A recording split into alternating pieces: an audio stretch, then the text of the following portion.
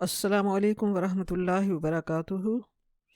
نحمدہ ونصلی علی رسولہ الکریم، اما بعد فاعوذ باللہ من الشیطان الرجیم، بسم اللہ الرحمن الرحیم۔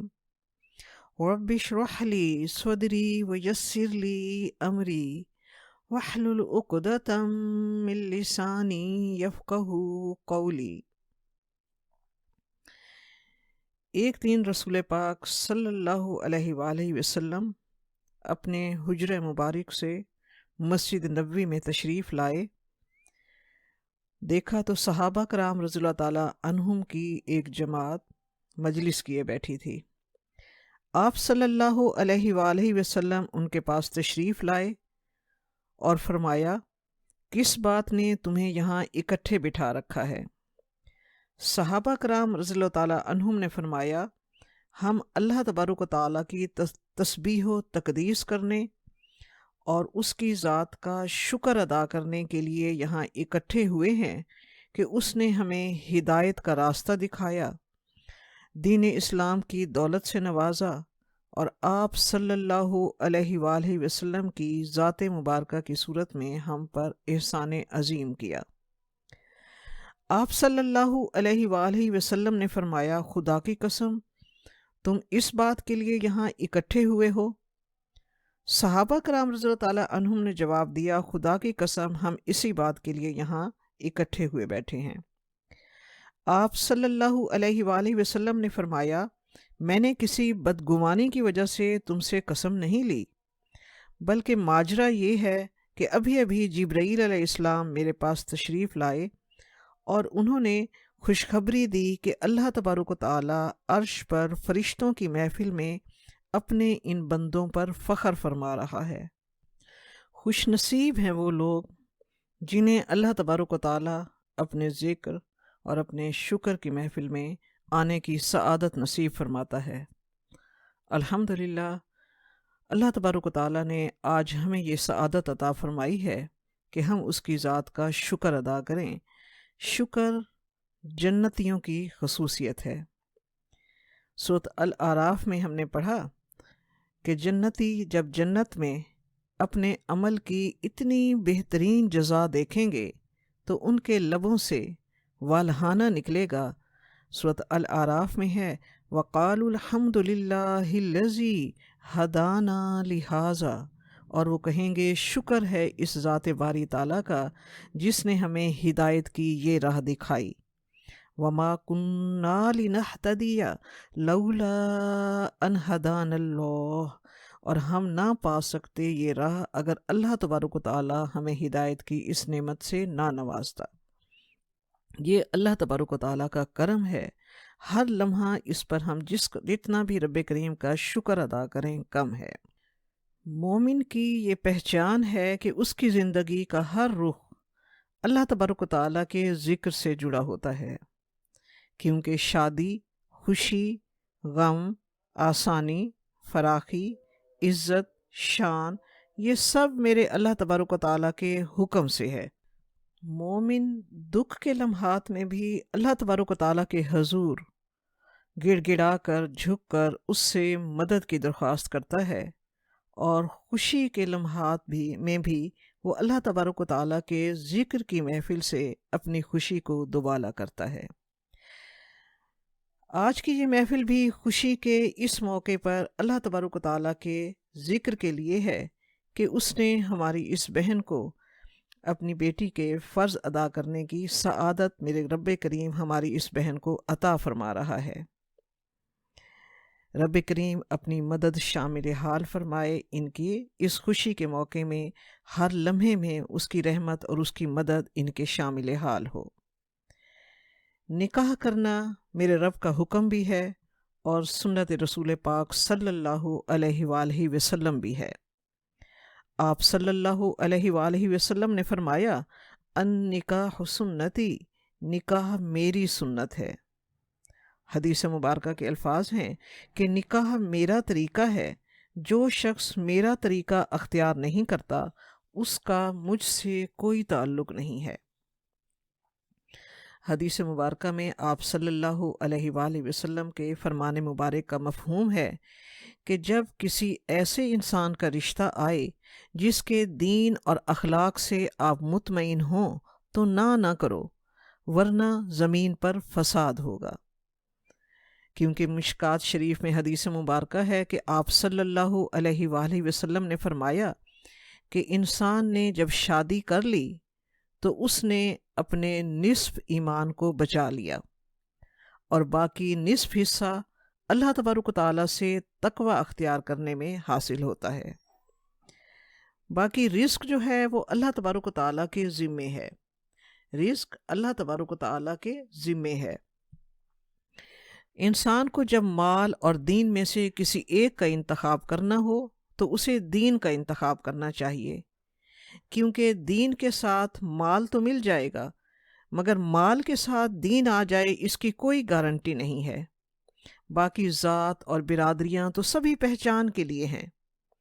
میرے اللہ تبارک و تعالیٰ کے نزدیک سب سے بڑی خوبی تقوی، دینداری اور اخلاق ہے۔ آپ صلی اللہ علیہ وآلہ وسلم نے فرمایا، عورت سے 4 چیزوں کی وجہ سے نکاح کیا جاتا ہے: اس کا مال و دولت، اس کا حسب نسب، اس کا حسن خوبصورتی اور اس کی دینداری۔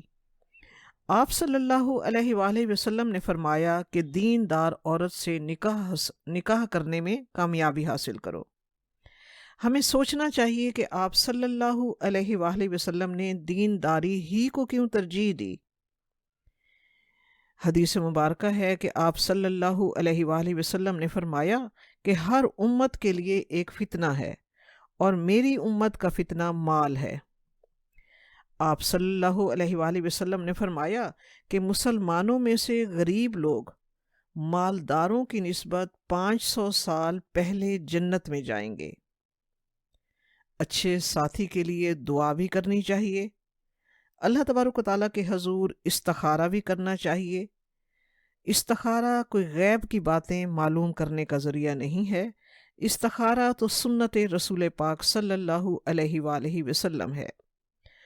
استخارہ میں بندہ اللہ تبارک و تعالیٰ سے کی مدد کی درخواست کرتا ہے کہ اے اللہ، تو جانتا ہے میں نہیں جانتا، اگر یہ راستہ یا یہ رشتہ یا یہ کام میرے لیے بہتر ہے تیرے علم کے مطابق تو تو میری مدد فرما اور اس کام کی راہیں مجھ پر آسان کر دے، اور اگر یہ راستہ یا یہ کام میرے لیے بہتر نہیں ہے تو میرے قدموں کو تو اپنی رحمت کے ساتھ خود ہٹا دے وہاں سے، اور میرے لیے وہ راستہ کھول دے جو تیرے علم کے مطابق میرے لیے بہتر ہے، اور میں تجھ سے مدد چاہتا ہوں۔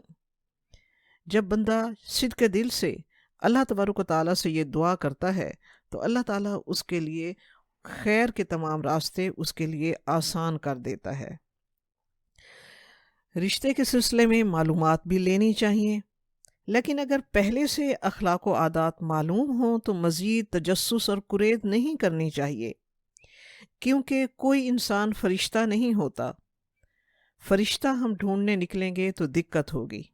یہ خوبصورت ترین رشتہ جس کے لیے اللہ تبارک و تعالیٰ نے قرآن پاک میں اور رسول پاک صلی اللہ علیہ وآلہ وسلم نے اپنے فرمان میں لفظ نکاح استعمال کیا، اس سے زیادہ موزوں اور کوئی لفظ اس بہترین رشتے کے لیے ہو ہی نہیں سکتا تھا۔ ماہرین لغات کے نزدیک نکاح کا لغوی مطلب ہے 2 چیزوں کا یکجان ہو جانا۔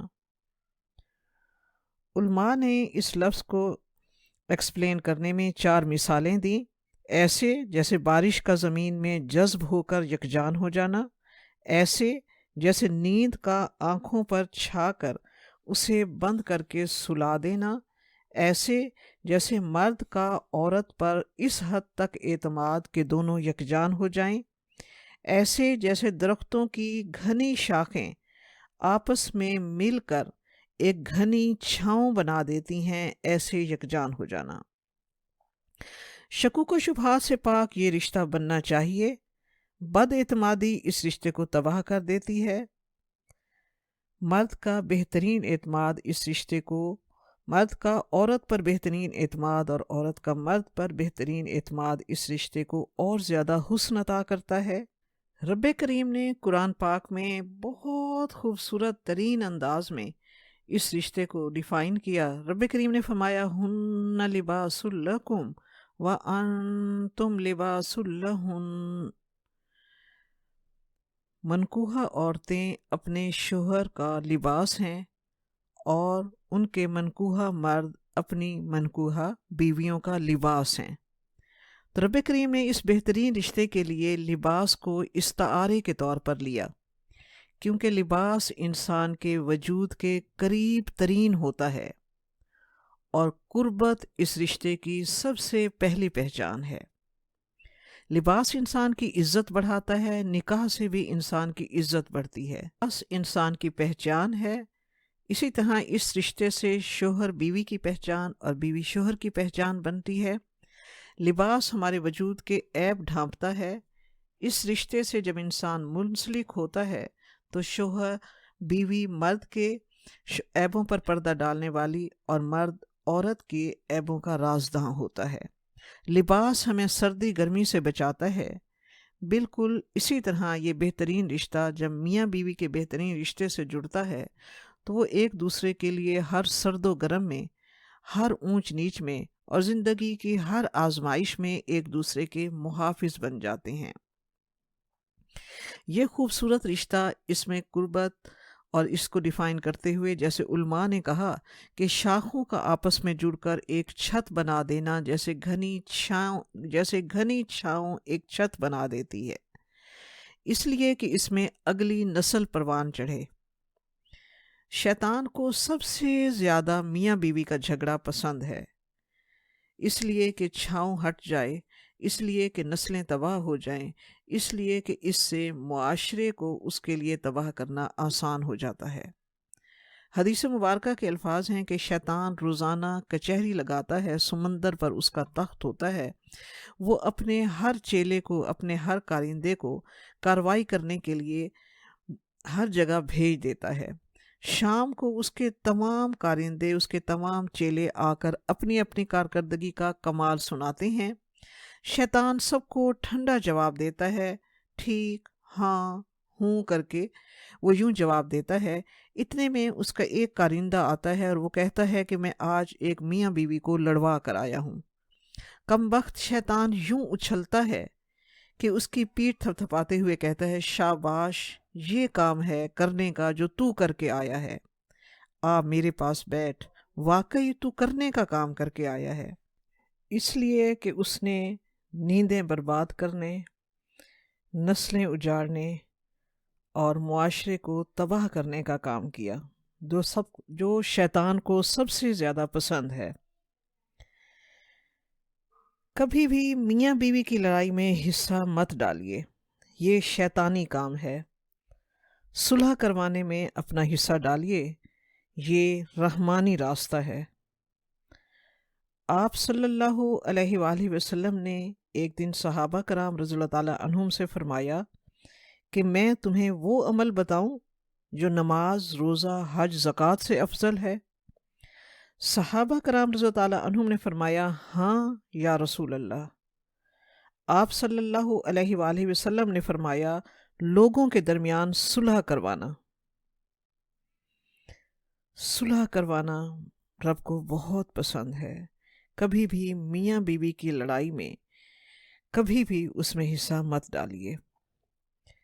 نکاح جو ہے اللہ تبارک و تعالیٰ کا حکم اور سنت رسول پاک صلی اللہ علیہ وآلہ وسلم ہے، اس لیے نکاح عبادت ہے، اور عبادت تب ہوتی ہے جب وہ سنت رسول پاک صلی اللہ علیہ وآلہ وسلم کے مطابق ہو۔ سنت کے مطابق ہونے والا نکاح خیر و برکت اور خوشیوں سے بھرپور ہوتا ہے۔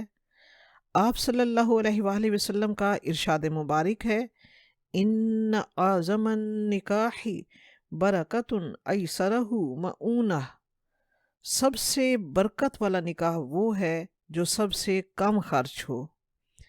آج دین کے علم سے لا علمی نے ہماری سوچیں ہی بدل دی ہیں۔ آج ہم اس شادی کو سب سے زیادہ عظیم الشان سمجھتے ہیں جو بڑے بڑے شادی ہالوں میں اور جس میں ایک مہندی کی رسم پر اتنا خرچ ہوتا ہے جس سے کئی غریب گھرانوں کی بیٹیوں کو رخصت کیا جا سکتا ہے۔ دین اسلام کے علم سے لا علمی کی وجہ سے ہمیں یہ معلوم ہی نہیں کہ روز محشر انسان کے قدم اپنی جگہ سے ہل نہ سکیں گے جب تک وہ 5 سوالوں کے جواب نہ دے دے۔ نمبر 1، زندگی کیسے گزاری؟ نمبر 2، جوانی کیسے گزاری؟ نمبر 3، مال کیسے کمایا؟ نمبر 4، مال خرچ کہاں کیا؟ نمبر 5، جو علم حاصل کیا اس پر عمل کہاں تک کیا؟ اگر ہم چوتھے کوسچن پر پھنس گئے، خدا نہ خواستہ مال کہاں خرچ کیا، تو ہم رب کو کیا جواب دیں گے؟ آج ہماری سوچ یہ ہے کہ اس شادی پر سب سے زیادہ واہ واہ ہوتی ہے جو بڑے بڑے وردی پوش ویٹروں کے ساتھ ایک نہیں کئی دن کی تقریبات، آسمان تک بلند ہوتی ہوئی روشنیوں میں اور مووی کیمروں کی جگمگاتی ہوئی لائٹوں میں چمکتی ہوئی دلہا کے گھر پہنچنے سے پہلے کتنی میلی نگاہوں سے میلی اور کتنی بد نظروں کی بد نظری کا شکار ہو جاتی ہے۔ اس تفاخر کی رسم سے بہت سے لوگ جو مالی طور پر کمزور ہیں، اس چیز نے انہیں غم میں مبتلا کر دیا ہے۔ آج ہر صاحب علم پر فرض ہے کہ اللہ تبارک و تعالیٰ کے احکام اور رسول پاک صلی اللہ علیہ وآلہ وسلم کے فرمان کو ہر در تک، ہر گھر تک، ہر کان تک اور ہر دل تک پہنچائے۔ کم از کم ہماری سوچ میں تو تبدیلی آئے تاکہ عمل کی طرف قدم آگے بڑھیں۔ آپ صلی اللہ علیہ وآلہ وسلم کا فرمان مبارک ہے کہ جس نے میری چھوڑی ہوئی ایک سنت کو زندہ کیا، اللہ تبارک و تعالیٰ اسے 100 شہیدوں کا ثواب دے گا۔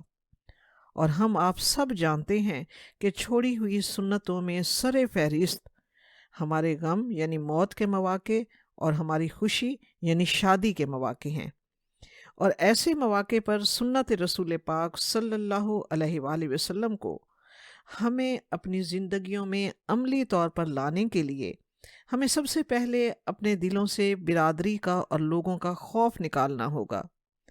رب کریم کی ذات پر غیر متزلزل یقین کو دل میں بسانا ہوگا، اور اس یقین کو دل میں نقش کرنا ہوگا کہ عزت اس کی ہے جسے اللہ تبارک و تعالیٰ عزت دے۔ یہ یقین کامل ہو کہ عزتوں کے خزانے اللہ اور رسول کی نسبت سے ہیں، اور جس سے اللہ راضی ہو عزت اسی کی ہے، اور اللہ تبارک و تعالیٰ اس سے راضی ہوتا ہے جو اس کے پیارے حبیب حضرت محمد صلی اللہ علیہ وآلہ وسلم کے راستے پر چلے۔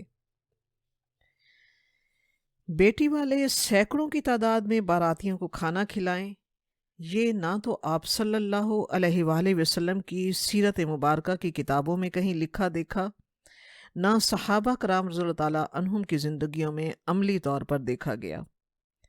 بارات کا تو دین اسلام میں اور دین اسلام کی تعلیمات میں کہیں تصور بھی نہیں ہے۔ بارات کی ابتدا تو یوں ہوئی کہ جب شادیاں آہستہ آہستہ کچھ دور ایک گاؤں سے دوسرے گاؤں میں ہونے لگیں، اور اس زمانے میں راستوں میں امن نہ ہوتا تھا، لوٹ مار اور ڈاکوؤں کا زیادہ ڈر ہوتا تھا، دلہن اور زیورات کی حفاظت کے خیال سے 10-20 لوگوں کو ساتھ لے جانا شروع کیا۔ بڑھتے بڑھتے اس چیز نے بارات کی شکل یوں اختیار کی کہ آج اسے شادی کا لازمی ترین حصہ سمجھا جانے لگا۔ ولیمہ سنت ہے جو بیٹے والوں کے ذمے ہے۔ لڑکی جب رخصت ہو کر سسرال آئے تو اگلے دن ولیمہ سنت مؤکدہ ہے، لیکن ضروری نہیں ہے کہ لوگوں کا جمع غفیر اور ساری برادری کو بلایا جائے، جتنا اور جس قدر توفیق ہو۔